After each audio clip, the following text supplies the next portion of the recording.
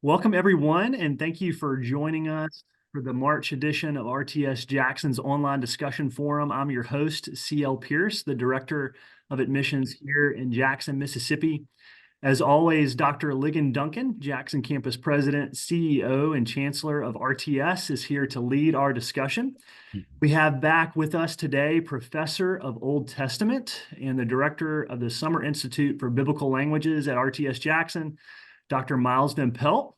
Thanks, Miles, for being with us today as we talk about the book of Esther. Yeah, you bet. Happy to be here. On to the giveaway announcement. We have multiple copies of David Firth's The Message of Esther to give away. One participant is going to win our large stack of related resources. I won't go through them all, but trust me, there are 7 commentaries on the book of Esther here. In addition to that, a couple of related resources on Providence, The Mystery of Providence by John Flavel. And then we have John Piper's big tomb on Providence as well. To enter in to the giveaway, just say hello in the chat. As always, we leave the last half hour for participant questions. If you would like to ask our contributors a question, please use the Q&A feature next to the chat icon. And once you've clicked the Q&A icon, just type in your question and click send. Before we get started, let's ask the Lord's blessings. Please pray with me. Father, I pray that as we meditate on your word today, you would fill us with all wisdom and insight through your Spirit. You would help us glean spiritual nourishment for our souls and for those around us. And as we learn today, show us again how the Old Testament scriptures are about Jesus, our Savior. And it's in his name I pray. Amen. Amen. Dr. Duncan, over to you, sir. And thank you so much, CL, for setting this up for us. And thank you, Miles, for being willing to let me ask you a bunch of questions about Esther. There'll be a lot of people that will be jealous that I get to do this, but you will get your chance. If you're on the call and you want to ask Miles a question, I will do my best to get your questions to Miles.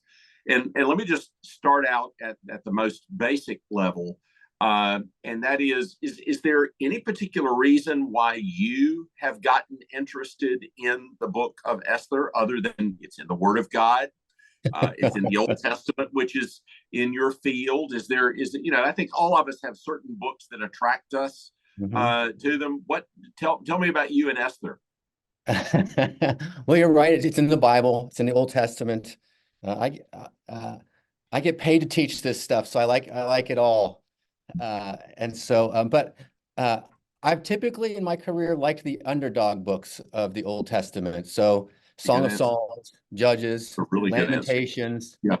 Esther, kind of the lost books of the Bible. And I like kind of reviving them and helping people understand how they present the gospel clearly to us and form a part of the message of Scripture. So it's just one of those books. It's one of those books, like all the books of the Old Testament, that fundamentally constitute the gospel promise before. No, that's a great answer, and I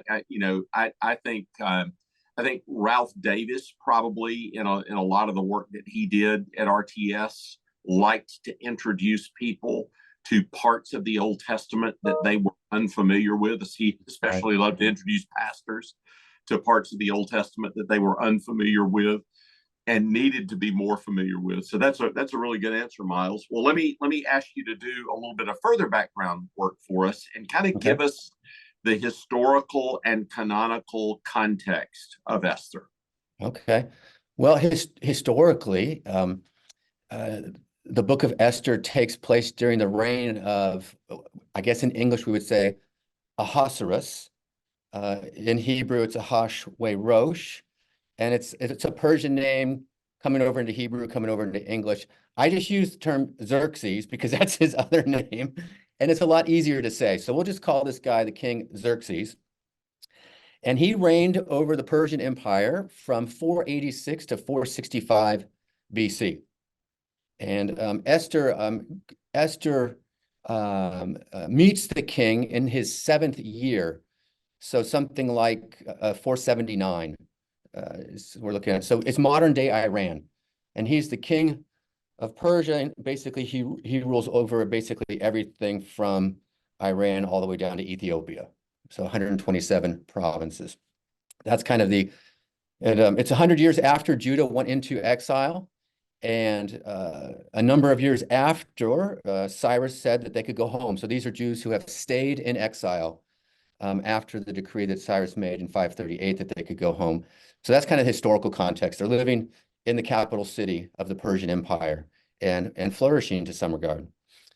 Canonically, the book of Esther appears in the third section of the Hebrew Bible. There's the law, there's the prophets, and the writings. That third section deals with issues related to covenant life, how to think and live in light of the covenant. There are 12 books in that section. The first 6 deal with life in the land. And the second set of books, the last 6, deal with life in exile. It begins with Lamentations, the lament of the fall and the destruction of Judah, of Jerusalem and the temple. Then it's followed by Esther and Daniel, 2 examples of people who lived lives of faith in exile. So according to Lamentations chapter 3, it's the steadfast love of the Lord that has preserved his people, and they're to wait and hope and seek the Lord while they're in exile. And Esther and Daniel both do that. They're the example. So canonically speaking, they're 2 examples of what life looks like in exile, and that life is faithfulness to God, faithfulness unto death. That is great. And as you were talking about the life in exile portion, it reminded me of a comment that is made by a very famous Islamic scholar who was comparing early Christianity and early Islam, and he made this remark. He said Christianity had to learn how to live as a minority persecuted religion for around 5 centuries in various parts of the Mediterranean world. And Islam never did have to learn that because as Islam grew, it conquered everything all the way up to the 16th century. And he said, consequently, Islam has had a harder time figuring out how to live in a minority culture when they're not in control of making the laws, etc. And it struck me as you were telling me this story that actually that goes way back. It's not just early Christians. The literature that was given to early Christians, the canon that was given to early Christians when Jesus came into the world, already was instructing believers, how do you live when you're not in charge of things? How do you live when you're strangers in a strange land? And that is so super important. The scriptures speak to every circumstance that we could be in, and especially today when I think a lot of Christians feel like, boy, we're not in Kansas anymore. How do we live in this world? And Esther is one of those books, like Daniel and other minor prophets, that are telling believers, here's how you do it. And major prophets too, like Jeremiah. Here's what you do when you're in exile. Here's how you stay faithful to the Lord. So that in and of itself makes it a compelling book to study. Miles, if you could just, if you were going to give a sort of a bullet point, 1 or 2 sentence summary of the main point that Esther is trying to get across, how would you do that? Here's what I would say. The book of Esther documents the seed of the serpent's attempt to wipe out the seed of the woman while in exile.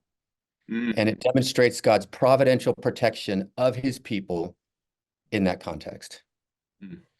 The reason I say that is because the very last word of the book, if you read the last verse, in fact, let me get to it here. Esther 10:3 says, Mordecai the Jew was second in rank to the king, and he was great among the Jews and popular with the multitude of his brothers, for he sought the welfare of his people and spoke peace to all of his people. Well, that word speaking peace to all of his people at the end actually is he was speaking shalom to all of his seed, his offspring. Wow. There's a very technical term there that takes us all the way back to Genesis chapter 3. That is, Mordecai and Esther are involved in something that is very ancient. This struggle between the seed of the serpent and seed of the woman. Yeah. And Haman is trying to wipe out that seed. And God in his providence protects them through Esther and Mordecai. So that's kind of the message of the book and That's how awesome. it works. I hear some echoes of Joseph there too. Yeah, Joseph and Daniel. Yeah. Right. Yeah. Mordecai is a Daniel figure, a Joseph figure, Yeah. especially Joseph, because Joseph ends up saving, not just his people, but all of Egypt. Yeah. Yeah. That is so good. That is so good. Help us with the structure of the book a little bit, Miles, and then tell me how that structure might help us in understanding its meaning. Okay. I guess there are basically three parts with a conclusion. You have kind of like Esther and Mordecai in Persia in chapters 1 and 2. You have the threat to the Jews in chapters 3 to 5, and then the deliverance of the Jews in 6 to 9. And then you finally have the postscript. And then the last chapter is 3 verses and just tells you that Mordecai became great and he spoke peace to to the seed, kind of thing. But it really works like this. The narrative flow is something like the fall of Vashti in chapter 1 and the rise of Esther in chapter 2. Then it's followed by the rise and fall of Haman, and then the rise of Mordecai. And once Mordecai is raised to power, then the Jews are delivered. They celebrate with Purim, and then you have the postscript at the end. So it's one of those books that actually it's the only other book outside of the Pentateuch that institutes a feast or a festival. And so some of the rabbis will put Esther on par with the Mosaic corpus of literature because there's a feast instituted there. Wow. What's unique about Esther when you're teaching your students and you want them to get an idea? I mean, what you just mentioned one. I mean, that's significant. You got a feast there. But what's unique about Esther in the canon? Yeah, two things. One, it's one of only 2 books that takes place entirely in exile, Daniel and Esther. And so it really does focus on life in exile. The second thing is there's no mention of God in the book, and there's no there are no prayers being made, sacrifices, there's no seeking of the Lord, anything like that, what we might consider religious practices. So we're really looking at a kind of the silent providence of God in that particular category. And so it's one of the things I have. I want to read this quote. I specifically brought it for this. Good. In our RTS Old Testament survey, Peter Lee wrote a great chapter on Esther. So I highly recommend it to everybody. And with regard to kind of the question about why is God not mentioned in the book, Dr. Lee says this: I suggest that the author of Esther created an awe-inspiring sense of the presence of God by creating a literary theological vacuum. The effect of this vacuum is to remind the reader of the subtle activities of God, who would not abandon his people when they were in need of his sovereign grace the most. So that kind of the absence of God creates this literary vacuum that reminds us that even if we don't see God at work, he is indeed at work.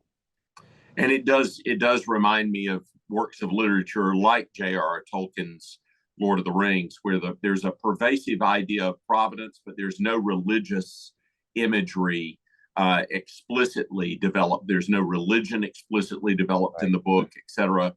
You have the same kind of thing. You can't read Esther without feeling this pervasive sense of something bigger working behind the scenes in all of this for a greater purpose.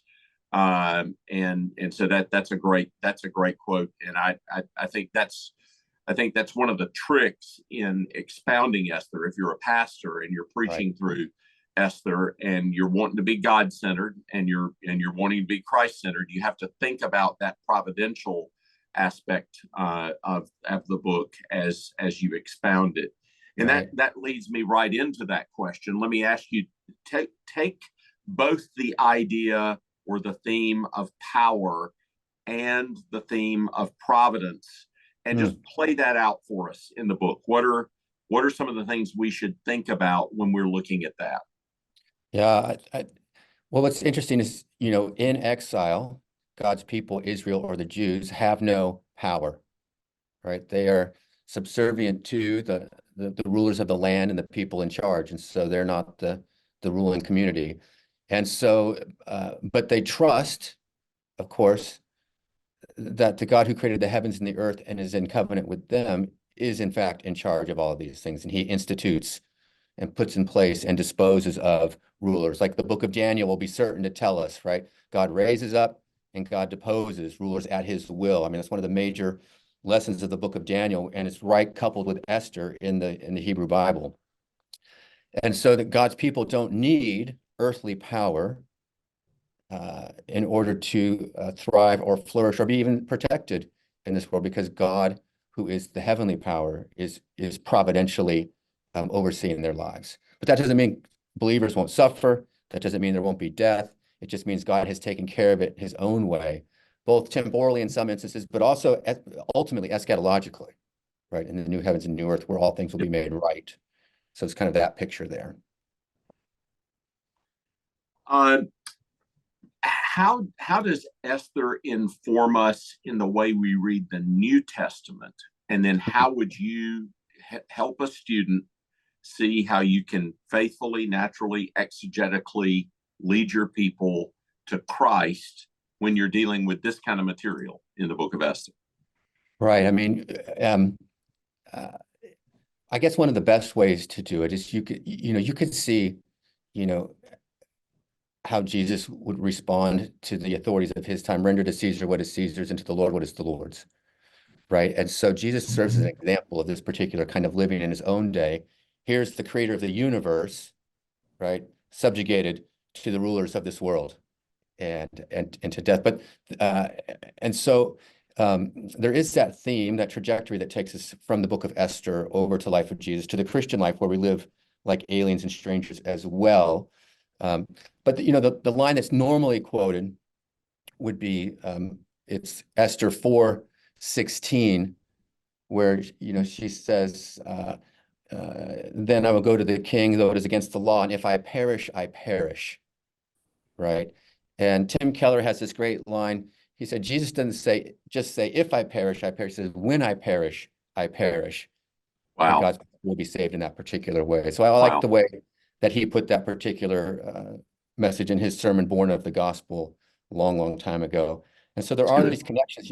Esther, offered her life, potentially, in order to save her people.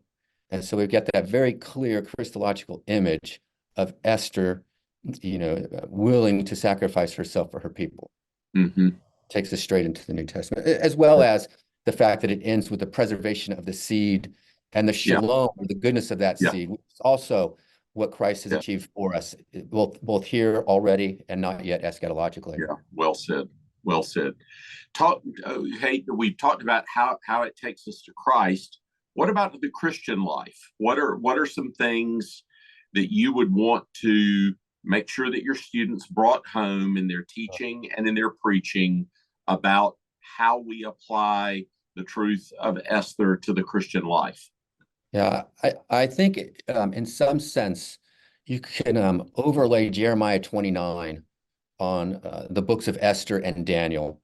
These two people who lived in exile, or even the life of Joseph, these people who lived in exile, but worked for the well-being of the kingdom that they were part of, right?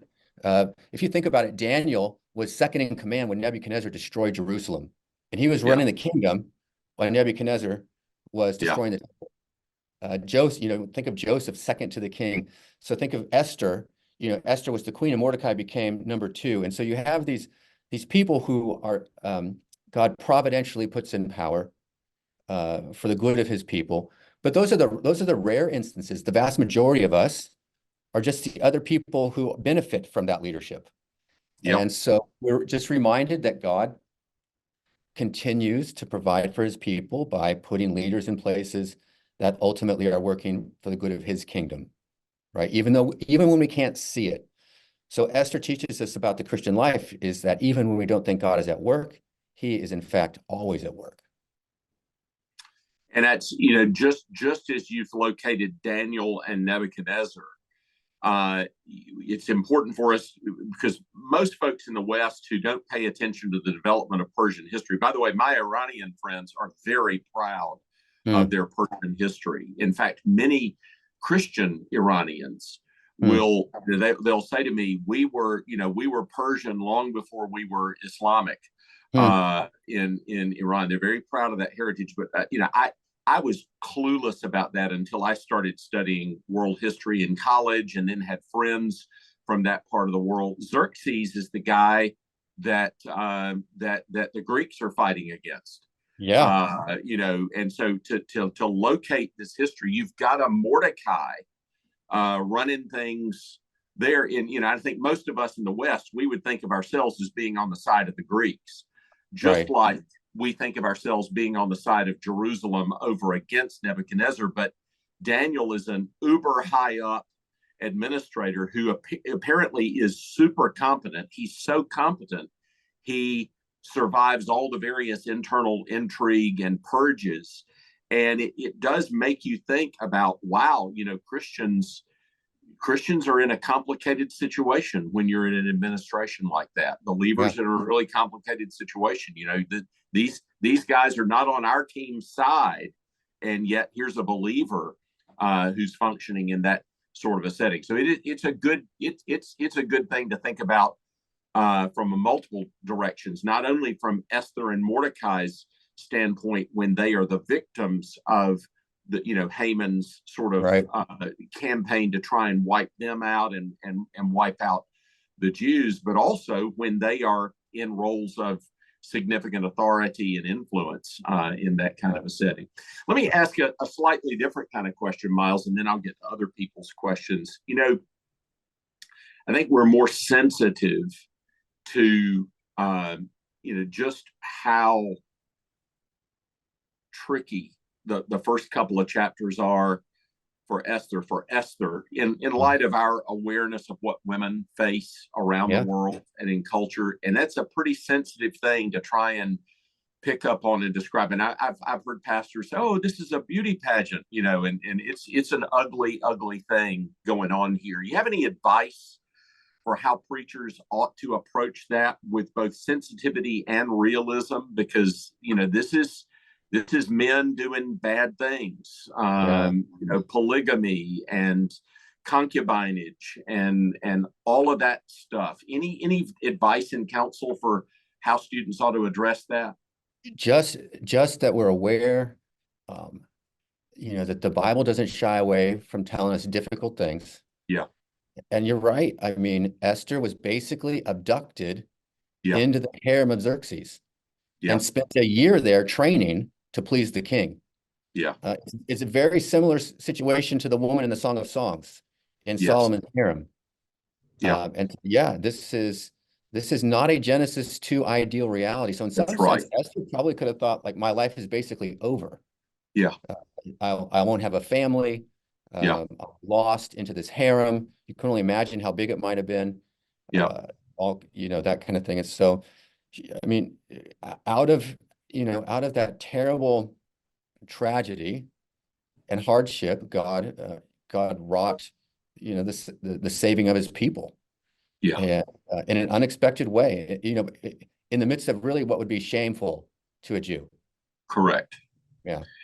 And look, I think there'll be some people that you really connect to in the congregation if you face that realistically. Because I think there are a lot of people, the wreckage that kind of thing leaves in a life. And yet, she was God's woman for the hour. Yeah. Yeah. And life in the ancient world was violent and rough and uncertain. And, if we would have lived back then, we probably would have feared for our lives on numerous occasions in that context. And so it was just whoever had the biggest sword and the greatest army won. And that's the world they lived in. Yeah. That's good. Well, people have already been sending in questions. CL, I am going to need your help because my Q&A still just has the first two questions. So if you would zap along the questions to me, we ran the test earlier and you were able to send them that way. I'm going to start off with Steve's question. He's got a Dr. couple of Duncan, good questions. check your email. There should be a list of questions, and if you don't see them, let me know, and I'll send them via text. I got them. Thank you, my friend. Appreciate that. Let me start off with Steve's questions. Miles, would you please comment on the biblical theological significance of Haman being an Agagite, Esther 3:1, and making him a descendant of Agag, the king of the Amalekites, who descended from Esau and were Israel's first and perhaps most relentless enemy from Exodus until the late 8th century? Yeah, I don't think I've personally solved that problem in my head yet.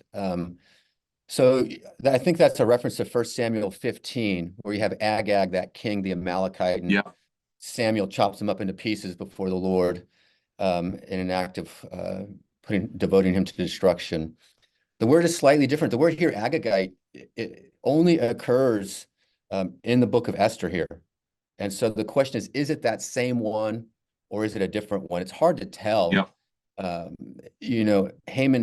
Mordecai definitely identifies with the Jewish people. And so is it the Agag of, I know there's a reference.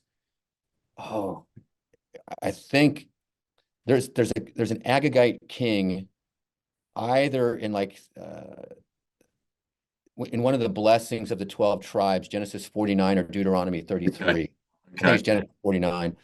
And then there's Agag of 1 Samuel 15, and then there's this Agagite here.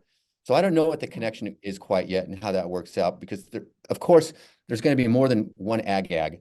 We just have to figure out how that works. That's good.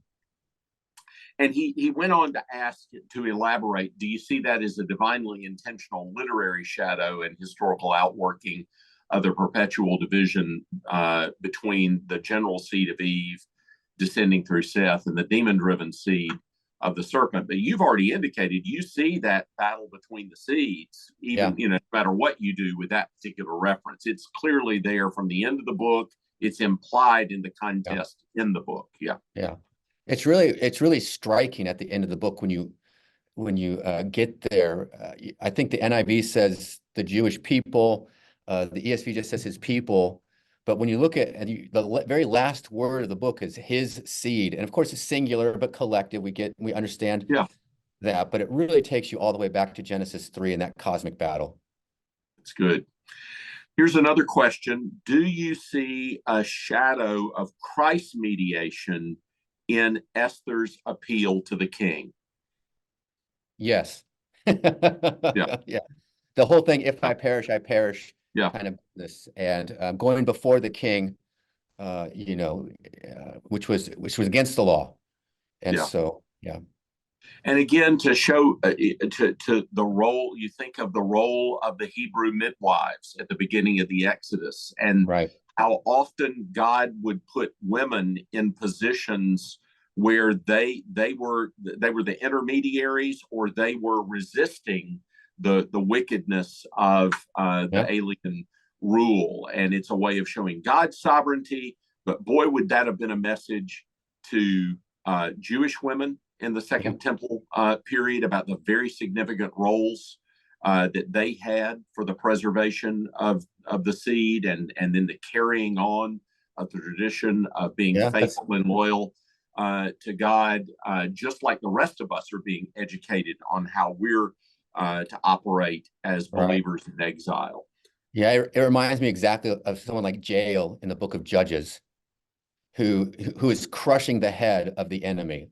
So this woman crushing the head of the enemy, and you just can't miss there are two heads that get crushed: Sisera's head and Abimelech's head in the book of Judges. Definitely the seed of the woman conquering the seed of the serpent. Amen.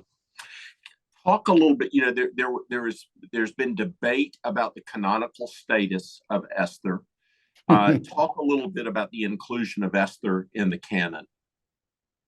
Yeah, so it was it's always been in the Hebrew, it's always been in the Hebrew collection of books. The canonicity of it was discussed because of or questioned at one time because the lack of the divine name in the book or the lack of reference to God, and then some of the moral or ethical things happening, like for example, in the harem, or the fact that 75,000 people died at the hands of the Jews in chapter 8, and that's not an insignificant number in their defense. Martin Luther, who is no stranger to saying fun things, said, "I am so great an enemy to the second book of Maccabees and to Esther that I wish they had not come to us at all, for they have too many heathen unnaturalities." So yeah, you could see that, but if you read the book of Esther, if you just take the book of Esther and slice it out of its biblical context, you could have some trouble, right? But context is king. And when you see Esther sandwiched between Lamentations and Daniel in that third section of the Hebrew Bible, in the part that's dealing with life in exile, then you know exactly what's going on. And so in some sense, our canon awareness provides the theological framework for understanding the role of the book of Esther. And so it really is, on its own, I certainly see, like, oh, you could, you might question it, like some people have the Song of Songs, for example. But in its context, it makes perfect sense. And I'll tell you too, as bookends to God's Abrahamic purposes at the beginning and the ending of that era of history, the strong emphasis on God's interest in the peoples and in the nations super comes through in Esther 8, just like it does in Genesis 12 and 17. Right. And that too just reminds God, yes, God chose his people, but he cares about all peoples, and he wants his people to be a blessing to the nations. And you even see that with the circuit, with that many people of the land became Jews. That, sorry for the balloons, guys. I did something that created the balloons on the screen. But so that definitely comes through and is consistent with that canonical emphasis that you were talking about. Now, somebody must have set me up for this question, because they're asking, is there a Bible, a Christian Bible in the works right now that has the Old Testament following the original Hebrew canonical order? There's not, unfortunately. The Miles Van Pelt version awaits. I'm waiting for RTS to get a publishing house and pull it off. I actually have, I sat for a long time with the Bible person at Zondervan and tried to convince them. I've sat with the people at Crossway, but haven't, it's sad, honestly, because the Hebrew Bible arrangement mirrors the arrangement of the books of the New Testament. And so, for example, the last book in the Hebrew Bible is Chronicles, and it begins with all of those genealogies. Yeah. Well, the very next book in my brain is Matthew, which picks up on those genealogies and fulfills them. Yeah.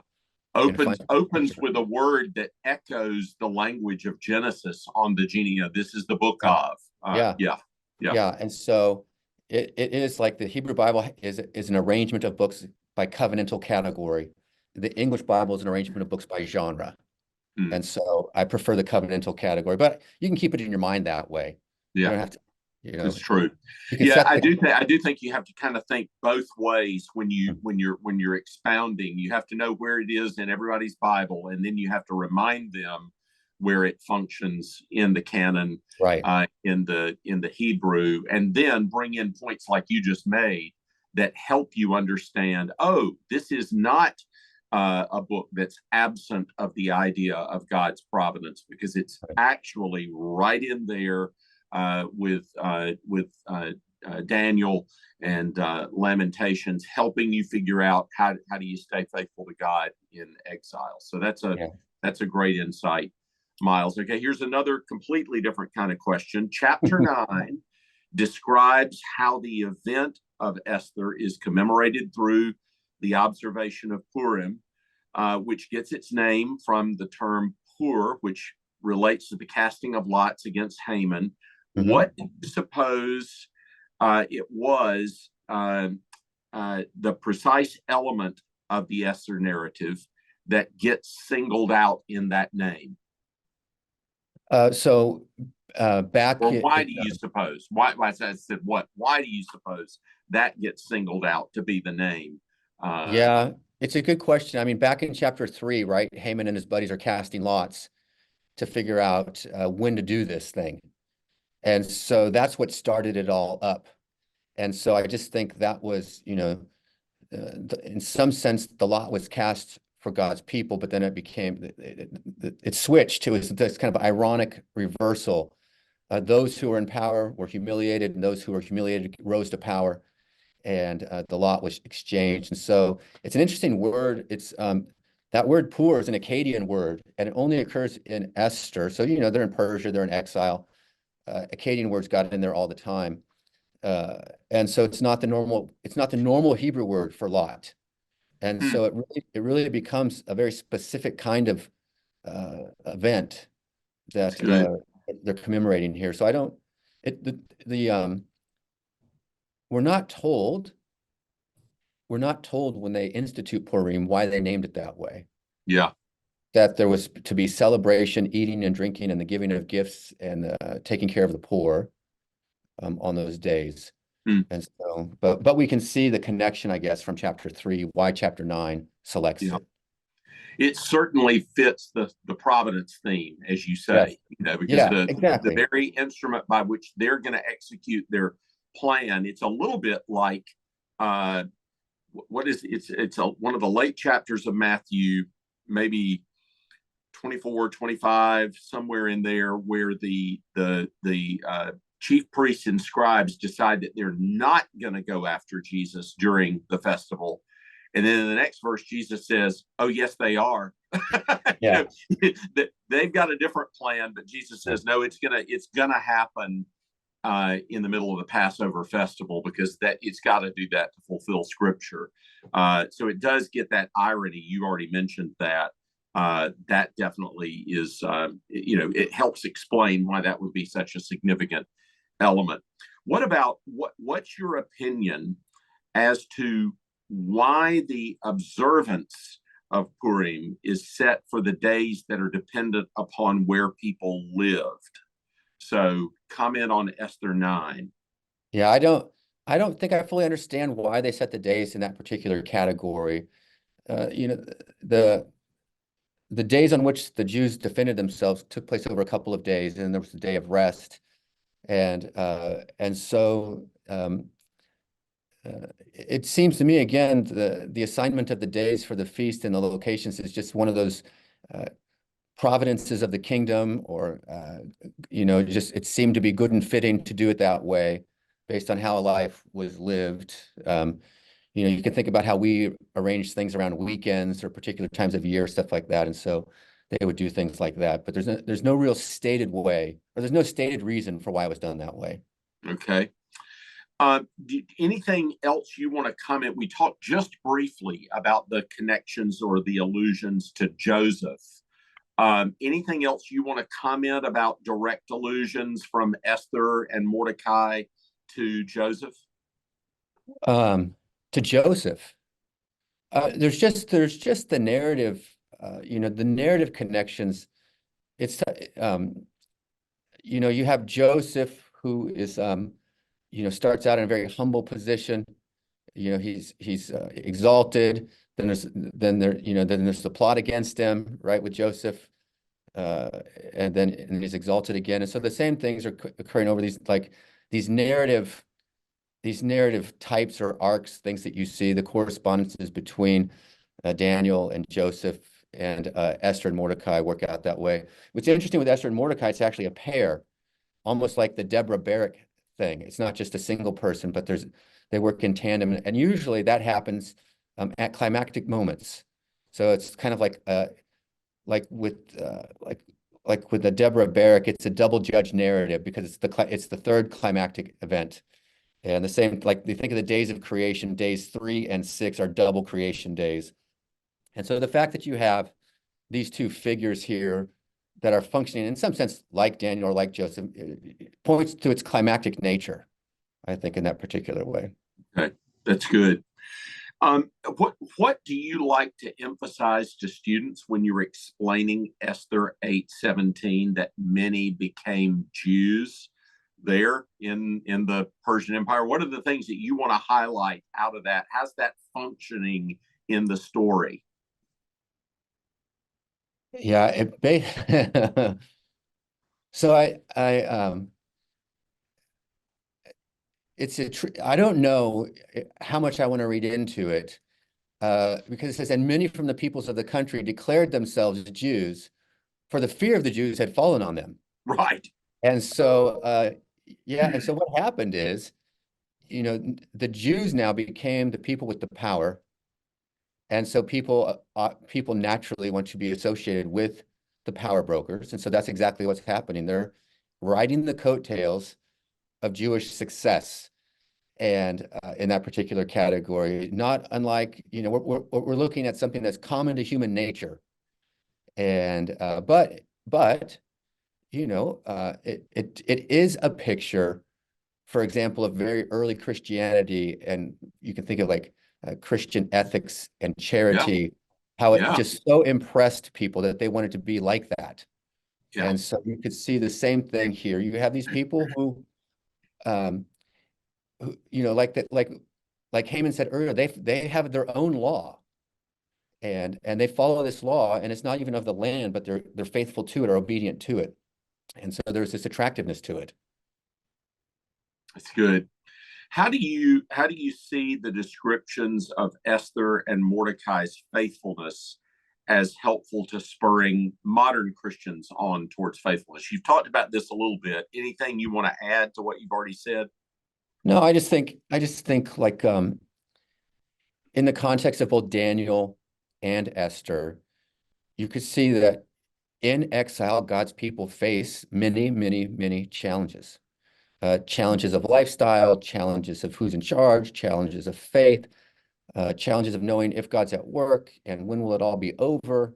And there's this sense that we don't know, and many things are hidden, but that doesn't mean we can't have confidence and faith in the final outcome. And so there's this real strong sense of this allows you to live in some sense at peace in the midst of international unrest, global unrest, right? There's never been a time where we've had global rest. Even right now, it just feels to be, a time of just significant unrest in the world. And I know this God is supervising this, and he knows. And he knows his people are in this world. That's good.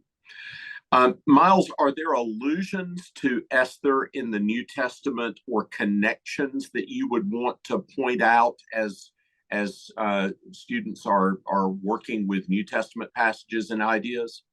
Yeah, Esther's one of the books that's never quoted in the New Testament. And again, that goes back to some people thinking, is it canonical? It's also, they didn't find any Esther scroll in Qumran. And so there's, so people are thinking like, well, what happened?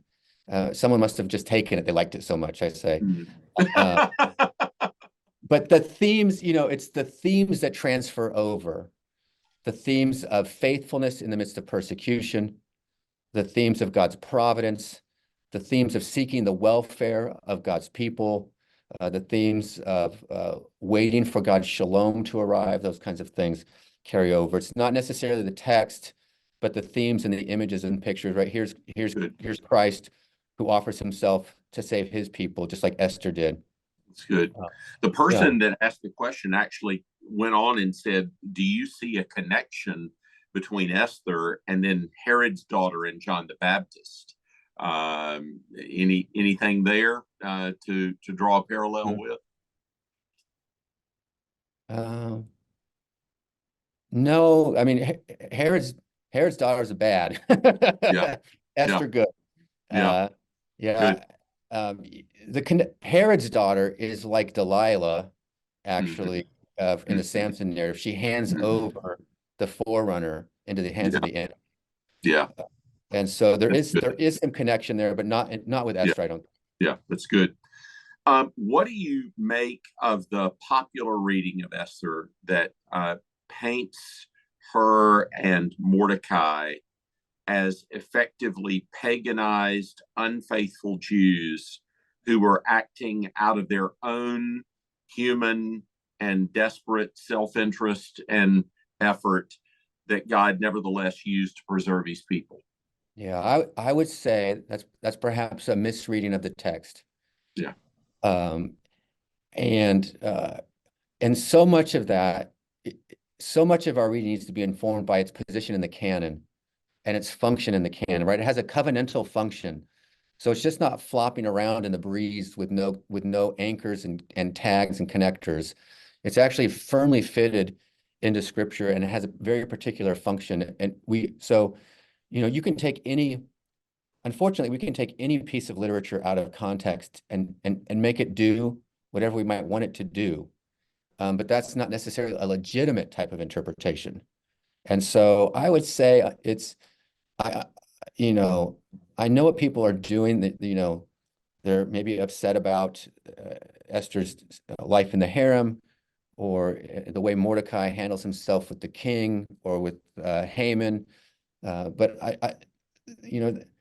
the text does not comment positively or negatively on it. Right. It's the tale of the crisis of the seed and how God delivers his people. And so I don't want to overly impugn anybody without kind of explicit evidence. Yeah, you do want to you do want to follow the lead of a text as to whether it's wanting to criticize something. I think almost all historical texts are concerned to paint a full positive and negative picture of what's going on. And so that means, for instance, when Joseph, virtually nothing critical is ever said about it. I tell students that Joseph and Daniel are two figures in the Old Testament that they're not sinless, but they never get criticized for anything that they've done. You got to pay attention to that when you're.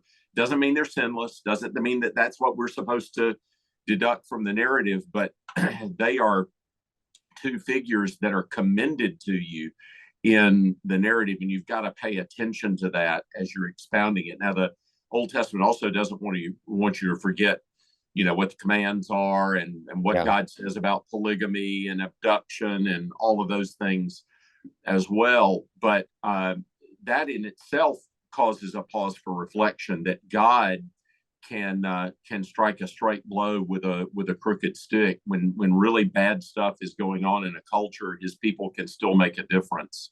Yep. And I've often thought of that when you think of Abraham. It's not Moses' main point, but boy, does he draw attention to the dysfunction in Abraham's family. I mean, that family was a mess. Yeah. And I use that as an encouragement to people today, because I think a lot of people say, hey, my family is a mess. Yeah, well, guess what? So was Abraham's. Yeah. And the Lord blessed us all through Abraham. And so sometimes we think everything has to be perfect in our family life before we can be a blessing to anybody else. And, well, welcome to the fallen world. It's not like that. And the Lord, if he has to have a perfect family, then he's not going to be influencing anybody. In his kindness, he works through these really, really difficult, hard situations to do his will. And that ought to be an encouragement to us. Yeah, I agree. I think if David's family life wasn't great either, Absolutely. And and if having a perfect family life was a prerequisite for anything, none of us would be on this call. It's absolutely true. There'd be nobody in ministry, and none of us could have a positive influence on anybody else. So I do think that the hard stuff in Esther, if you can find an appropriate and sensitive way to draw your people's attention to that, just reminds us that sometimes we can see a situation in our life and nothing about it looks redeemable. And nothing about it looks like God could use that in his kind and good and perfect providences, but he can. That's just the kind of God he is. And that should be encouraging to us all. I agree. CL, okay, I got another question. Any comments on the Septuagint's additions of Esther? Yeah. In what way might they be helpful for interpreting the canonical book? Let me see. I got that listed right here.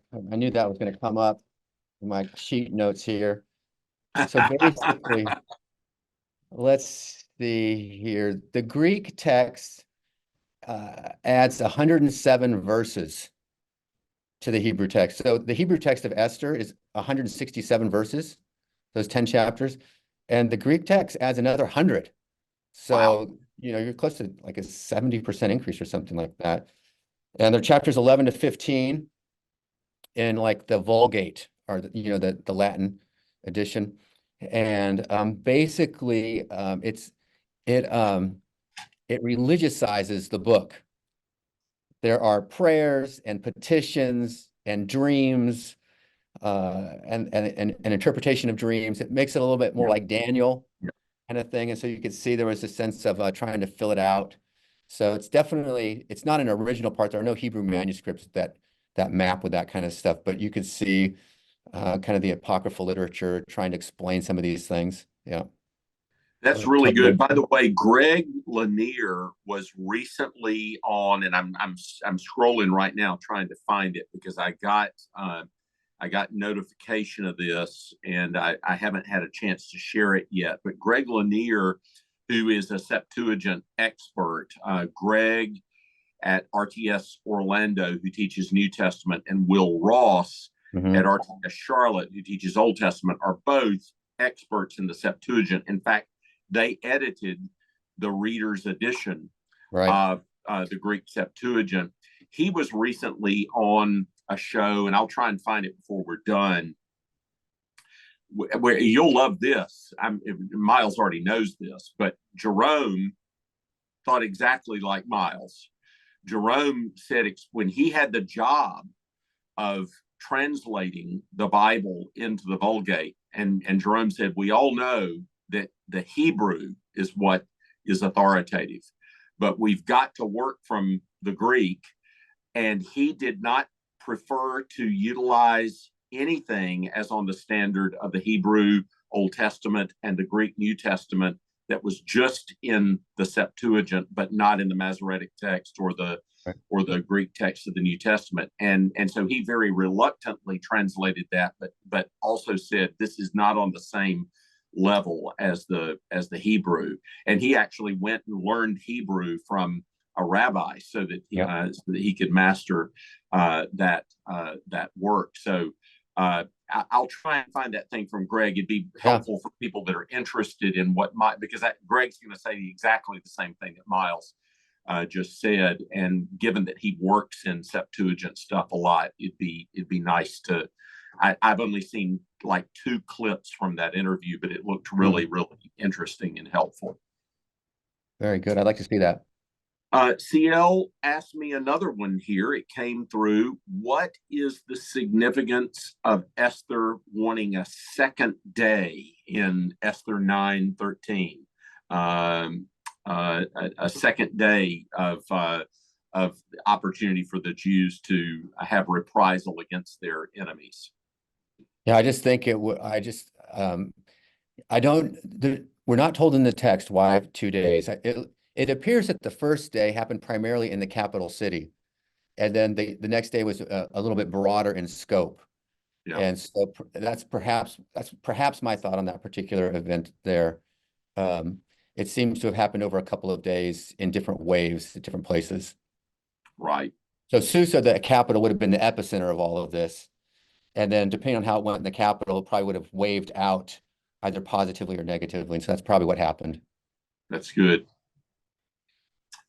Well, Miles, thank you so much for being with us today. This has been a fascinating reflection on the book of Esther. I always enjoy these. I've had several people. I've been trying to watch as much as I could the Q&A, not just the Q&A feed, but the chat feed. And there have been a number of appreciative responses in the chat feed, including people that are in the process of studying Esther right now or teaching through it in Sunday school or in other environments, and so thankful for this kind of reflection. So thank you for your work on this, my friend, and thank you for answering our questions, and I'll hand it back to CL Pierce. Yeah, glad to be here. Thanks, Dr. Duncan. Thanks, Miles. Appreciate you too. Just want to make a quick announcement about our next online discussion forum. The next online discussion forum is April 25th. It's a Thursday again at 12 p.m. CT. We're going to have, of course, Dr. Duncan back with us, and we will be inviting Jim Davis, who is a pastor in Orlando. He has written a very important book, co-authored with Michael Graham, a book called The Great Dechurching, just kind of explaining what's going on in church these days, especially from a American Western context. So please join us. We look forward to having him, and we'll see you again soon. Thanks, y'all. Thank you.